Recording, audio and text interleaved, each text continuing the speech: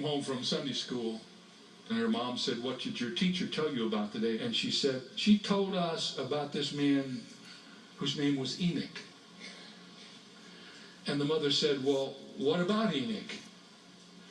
So the little girl told her mother the story, the best she could remember, and this is what she said.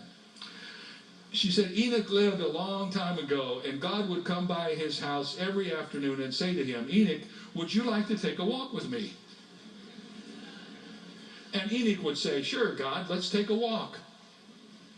And so every day God would come by Enoch's house, and Enoch would go walking with God. And one day God came by and said, 'Enoch, let's take a long walk today. I got a lot of things I want to tell you.' So they started out, and Enoch got his coat, and he even brought his lunch. And they started out on their walk. And they walked, and they walked, and they walked, and they walked.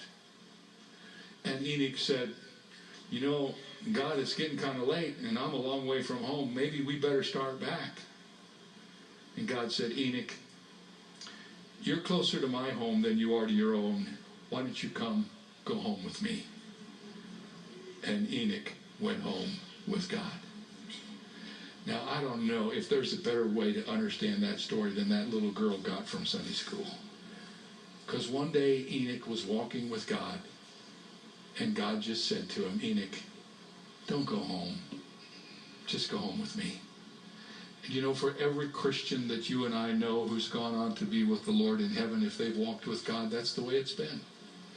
One day God just says, "It's time to come to my house." And he takes them home. And one day that'll be true for all of us if we put our trust in Jesus Christ. We'll be walking as Christians with God.